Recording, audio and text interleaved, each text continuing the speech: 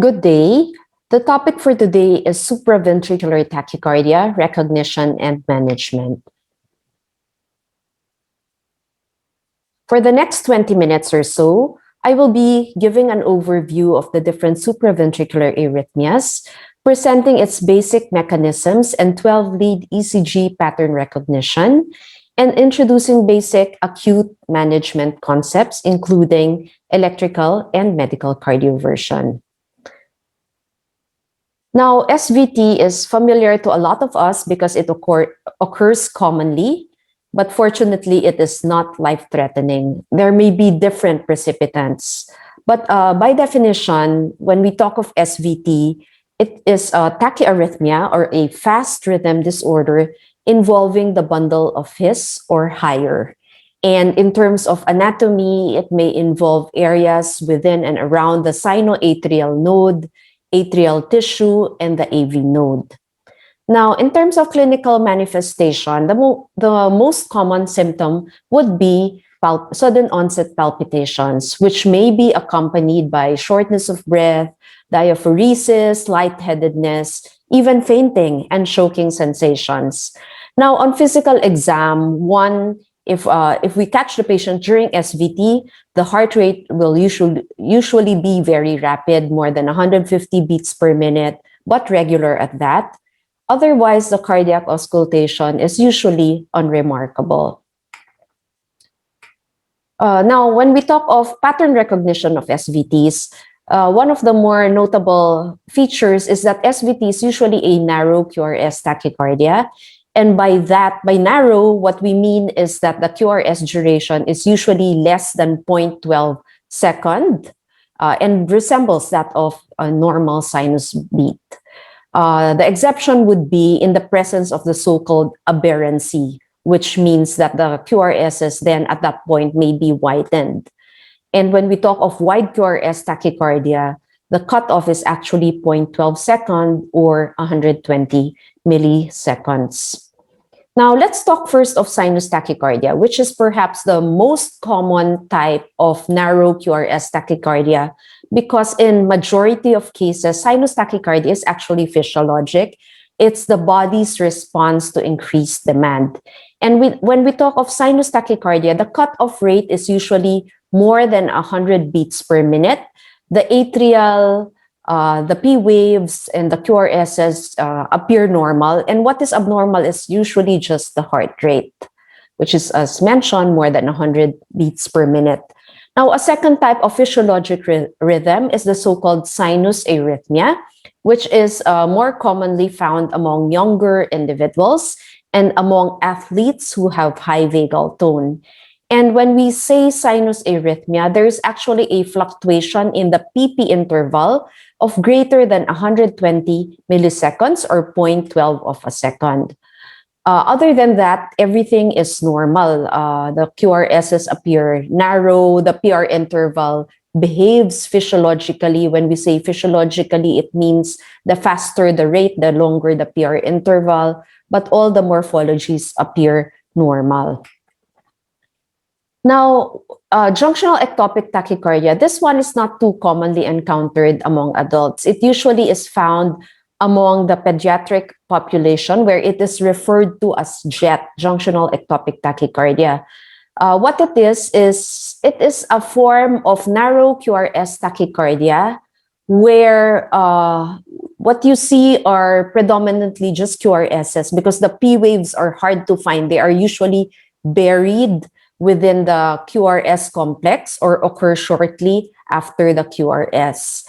And its difference from the usual SVT is that it is non-paroxysmal, meaning there is no sudden start and termination of the tachycardia. Among adults, you might find it among patients who have high adrenaline states, such as those that may have infections or those that may have heart failure and high adrenaline levels.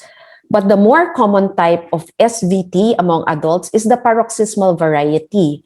And patients who have paroxysmal SVT will often go to the ER because they have sudden onset palpitations with a heart rate that is pegged at the 150 to 250 beats per minute, and usually you need to do something to terminate it.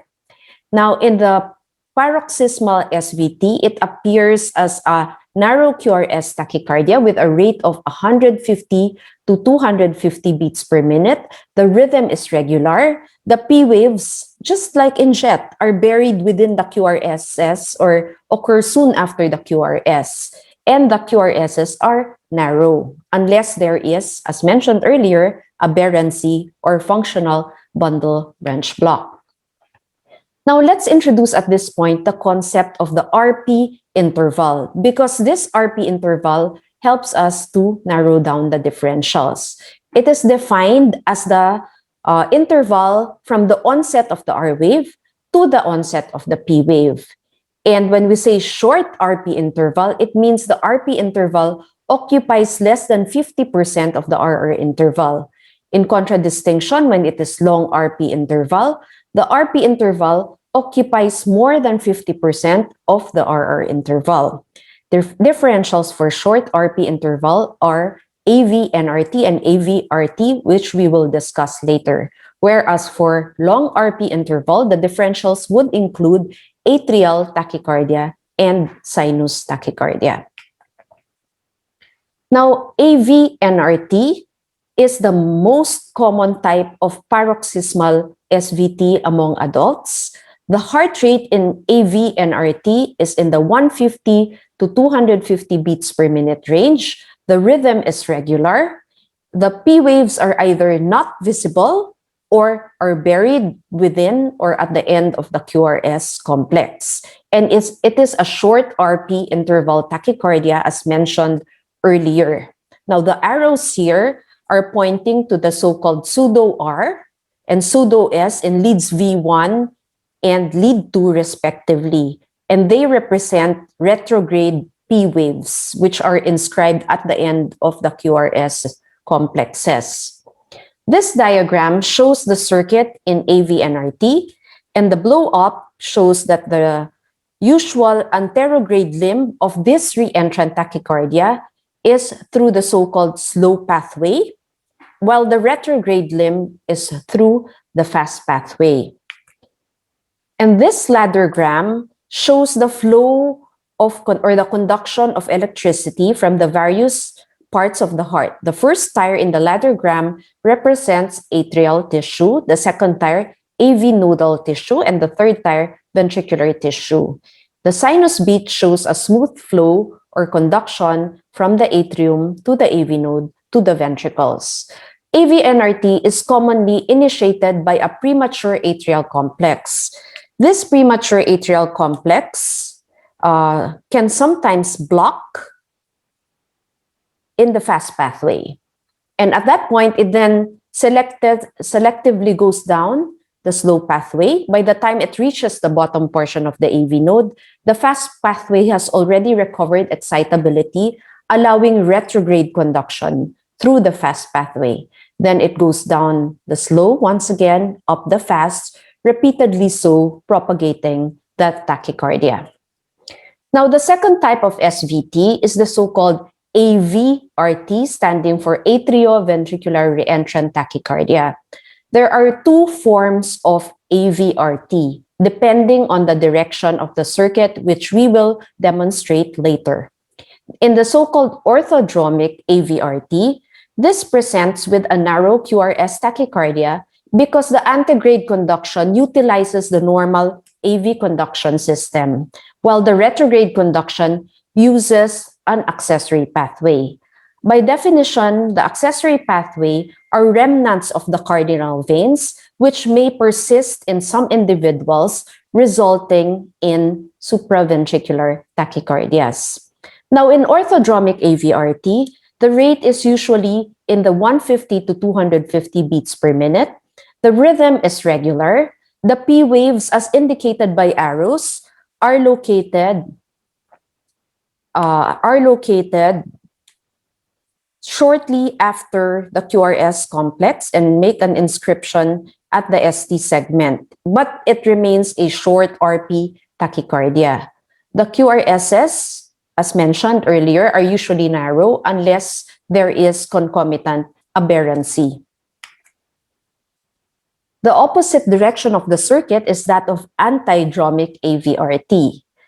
And this uses the accessory pathway that we mentioned earlier, the remnants of the cardinal veins, as the anterograde limb, and the normal AV conduction system as the retrograde limb, resulting in a wide QRS tachycardia that sometimes resembles ventricular tachycardia or VT. These are usually faster SVTs with a rate of usually faster than 200 beats per minute. Nonetheless, the rhythm remains regular. The P waves are hard to visualize, but if seen, may be buried at the beginning of the QRS complex. This is a long RP tachycardia, and the QRSs may resemble ventricular tachycardia. Now, this diagram seeks to further simplify what has been presented. So the accessory pathway is usually located on the epicardial surface of the heart, here represented in this diagram. Now, during sinus rhythm, the sinus beat may conduct through both the normal AV conduction system or through the accessory pathway. And on the ECG, when it utilizes the accessory pathway, this results in the so-called Wolff-Parkinson-White syndrome or WPW syndrome pattern, which is represented by a shortened PR interval and the presence of the so-called delta waves, which are slurring at the start of the QRS complex. Now, the orthodromic AVRT that I discussed earlier has a circuit represented in this second diagram. And as mentioned earlier, it utilizes the normal AV conduction system as the anterograde limb and utilizes the accessory pathway as the retrograde limb, resulting in a narrow QRS tachycardia. In antidromic AVRT, the circuit is in the reverse. The anterograde limb uses the accessory pathway, resulting in pre-excitation, a lot of delta waves, and a wide QRS tachycardia, while it utilizes the normal AV conduction system as the retrograde limb. Now, more information on pre-excitation and WPW. So here, just to emphasize, the atrial impulse activates the ventricle either in whole or in sum through the accessory pathway, resulting in a wide QRS, a delta wave, and a shortened PR interval. Now let's turn to the management, the acute management of SVTs as well as its diagnostic algorithm. Now we start with a narrow QRS tachycardia, which as defined earlier is a tachycardia with a QRS duration of less than 0.12 seconds. The first question to ask is regularity. If not regular, think of atrial fibrillation or the other atrial tachyarrhythmias. If regular, look for the P waves. If there are no visible P waves, then it is more probably than not AVNRT or other junctional tachycardias. Now, if the P waves are visible, one then needs to count, are there more P waves or more QRSs? If there are more P waves, then by deduction, it is an atrial tachyarrhythmia such as atrial flutter or atrial tachycardia. If there are not more P waves, meaning if there are equal P waves and QRSs, then one then turns to what we discussed earlier, the RP interval. In the presence of short RP interval with an RP of less than 90 milliseconds, the differentials would include AVNRT and AVRT. Now, in the presence of a long RP tachycardia, think of atrial tachycardia, sinus tachycardia, or the other atypical SVTs. Turning to the acute management for SVTs, one has to be familiar with this algorithm that dichotomizes between the different types of SVTs. So for the general management, of course, it is essential to look at the underlying cause, correct all correctable factors such as hypoxemia, obtain access, maintain airway, the basic principles of life support, and then take a 12-lead ECG. in most cases, they will be stable enough to allow taking a 12-lead ECG. Now, after having performed these, next we try to check for hemodynamic stability. Okay, so if it is causing hypotension, confusion, signs of shock, chest pain, heart failure, then do not hesitate to perform synchronized cardioversion. However, since this is an SVT, there is time to sedate the patient because cardioversion is commonly painful. And then if it is regular, you may even have time to try adenosine. If refractory, then of course you have to check. There is usually a precipitating cause that it is making it incessant.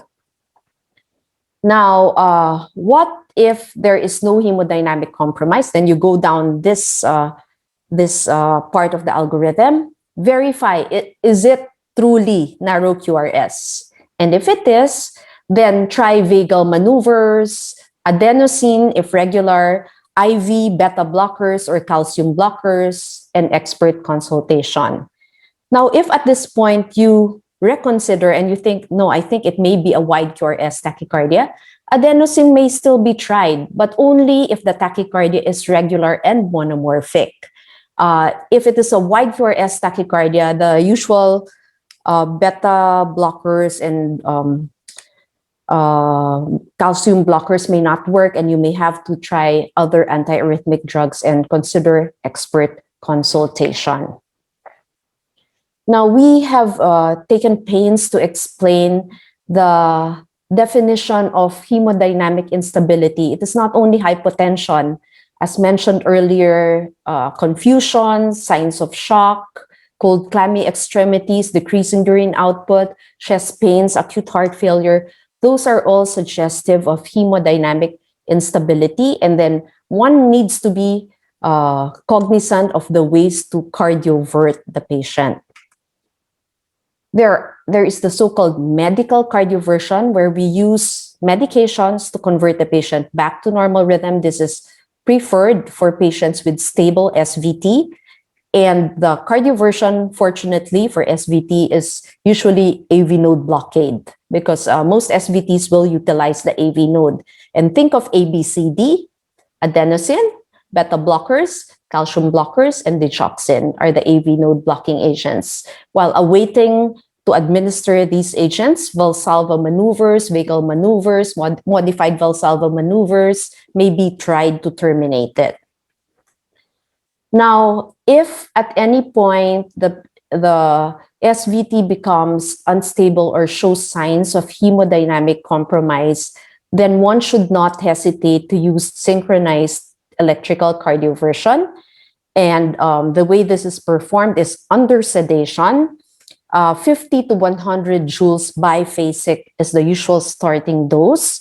And for everyone's information, if you use the synchronized version, you need to hold the button down for several seconds without releasing it until the shock is delivered, because the synchronization waits for the right time to deliver the shock. So, ladies and gentlemen, the summary for this lecture is that one needs to be familiar with SVTs because these are common tachyarrhythmias. They employ mechanisms involving cardiac tissue at the level of the His bundle or higher. Not always, but in most cases, they will present with narrow QRS tachycardia. So they are usually easy to recognize. In most cases, they present with paroxysmal, meaning a sudden onset, and sudden offset. And we have taught various ways of differentiating the different types of SVT, including the RP interval, to narrow down the differential, the identification of P waves, whether retrograde or not, and the morphology of the P waves as well. And one should also be familiar with its acute management, which depends on hemodynamic stability. So there is the so-called medical cardioversion for the stable ones and the electrical cardioversion for the unstable ones. The main reference for this lecture is my first ECG handbook, the second edition, which is available at the PGH Division of Cardiovascular Medicine. And with that, I thank you very much for your kind attention.